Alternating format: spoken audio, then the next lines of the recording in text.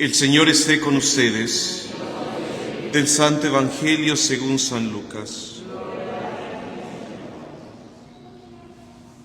En aquel tiempo Jesús dijo a la multitud: nadie enciende una vela y la tapa con una vasija o la esconde debajo de la cama, sino que la pone en un candelero para que los que entren puedan ver la luz. No hay nada oculto que no llegue a descubrirse, no hay nada secreto que no llegue a saberse o a hacerse público. Fíjense pues, si están entendiendo bien, porque al que tiene se le dará más, pero al que no tiene se le quitará aún aquello que cree tener. Palabra del Señor. Siéntense un momento, por favor. Hermanos, hemos terminado de leer la carta de San Pablo a Timoteo y hoy comenzamos a leer el libro de Esdras. Para entender este libro hay que ponerlo en su contexto histórico. ¿Qué sucede? Nabucodonosor, rey de los caldeos, rey de Babilonia, invade Jerusalén, la sitea, destruye la ciudad, destruye el templo, mata a mucha gente y se lleva a otros tantos esclavos a la ciudad de Babilonia. De hecho, el libro de las Lamentaciones retrata bien la situación del pueblo de Israel. El libro de las Lamentaciones es un grito de muerte, de sufrimiento, del dolor del pueblo de Israel que clama a Dios: ¿por qué nos has abandonado? ¿Por qué este sufrimiento? ¿Por qué esta situación? Pero fíjense bien, el pueblo de Israel no llega a esta situación sin que antes Dios enviara numerosos profetas a invitarlos a la conversión. Arrepiéntanse, vuélvanse al Señor su Dios, porque si ustedes siguen viviendo de esta manera, van a perecer.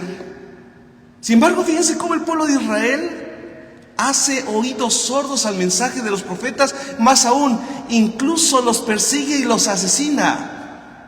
Porque el profeta denunciaba la manera corrupta de pecado, cómo estaban viviendo. Y entonces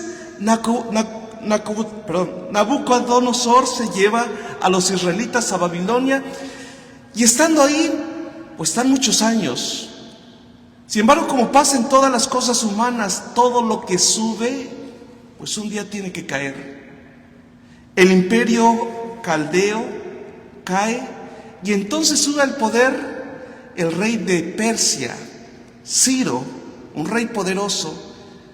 Y entonces aquí entra el detalle bien importante.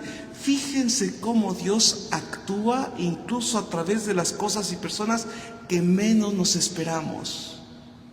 A través de Ciro, rey pagano, nada religioso, Dios actúa para liberar al pueblo de Israel de la esclavitud de Babilonia. Es lo que hemos escuchado hoy en la primera lectura. Esto dice Ciro, rey de Persia. Ciro, movido por el Señor, proclama por palabra y por escrito este decreto: el Señor del cielo me ha entregado todos los reinos de la tierra y me ha encargado de edificarle un templo en Jerusalén de Judá. Y entonces Él libera a todos los esclavos que estaban cautivos en Babilonia y los manda de regreso a Jerusalén, a reconstruir el templo y a reconstruir la ciudad. Y esto, hermanos, hay que ponernos en el contexto del pueblo de Israel. El templo era la institución más importante del pueblo de Israel, porque representaba no solamente la alianza de Dios con el pueblo, sino representaba la presencia misma de Dios en medio de su comunidad, en medio de su pueblo. Fíjense cómo incluso nosotros, los de cultura hispana, latinoamericana, cultura cristiana, cómo el templo en nuestras comunidades ocupa un lugar prominente. ¿Dónde están las parroquias? En el centro del pueblo, en el corazón, en la plaza pública, ¿sí o no? Está la parroquia, catedral, santuario, lo que sea. El poder civil, presidencia municipal, lo que sea, Palacio Nacional, en el caso de capital, pienso en la Ciudad de México. Es la importancia que ocupa Dios en medio del pueblo. Desafortunadamente, y entre paréntesis, muchas veces esta concepción se va desvirtuando y ya se va diluyendo la presencia de Dios en medio del pueblo. Por eso, hermanos, la importancia, por ejemplo, en nuestra cultura, de los templos altos, grandes, imponentes. ¿Por qué? Porque un templo debe de reflejar la grandeza de Dios. Y por eso, hermanos, nuestros abuelos, nuestros antepasados se preocupaban y procuraban que un templo tuviera lo mejor, signo de la presencia de Dios. Ahora, desgraciadamente, ya las iglesias las hacen de tabla roca y metal. No, antes se hacían de piedra. ¿Qué representaba la piedra? Dureza, permanencia, eternidad, algo que permanece aún a paso del tiempo. Y es lo que vemos en las grandes catedrales, por ejemplo, en Europa y en estos mismos países de América Latina. Los grandes monumentos, signo de la presencia de Dios. Cierro el paréntesis. Y entonces Dios usa a este rey para retornar a su pueblo de la esclavitud, del cautiverio. ¿Qué nos enseña esto, hermanos? En nuestra vida pasamos por situaciones muy difíciles muchas veces.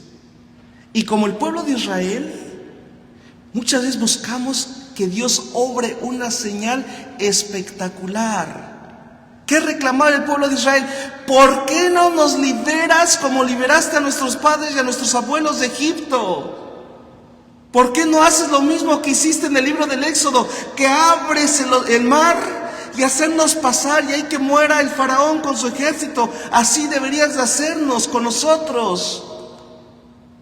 Buscaban algo espectacular, algo grande. Pero fíjense cómo el hecho de que Dios haya hecho cosas grandes, maravillosas, sorprendentes con el pueblo de Israel no aseguró la conversión de los israelitas ni creó fidelidad del pueblo con Dios.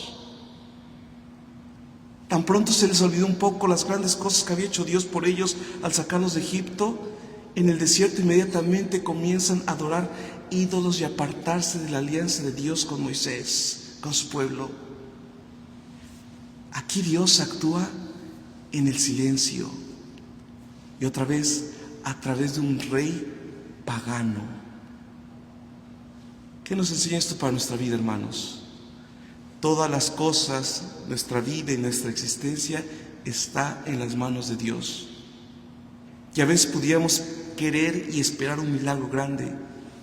Dios actúa de la manera que Él quiere y de la forma menos pensada para nuestra mente. Ayer escuchábamos en la primera lectura del libro del profeta Isaías: mis caminos no son sus caminos. En otras palabras, mi manera de actuar, dice Dios, no es la manera de actuar de ustedes. ¿Qué hay que hacer?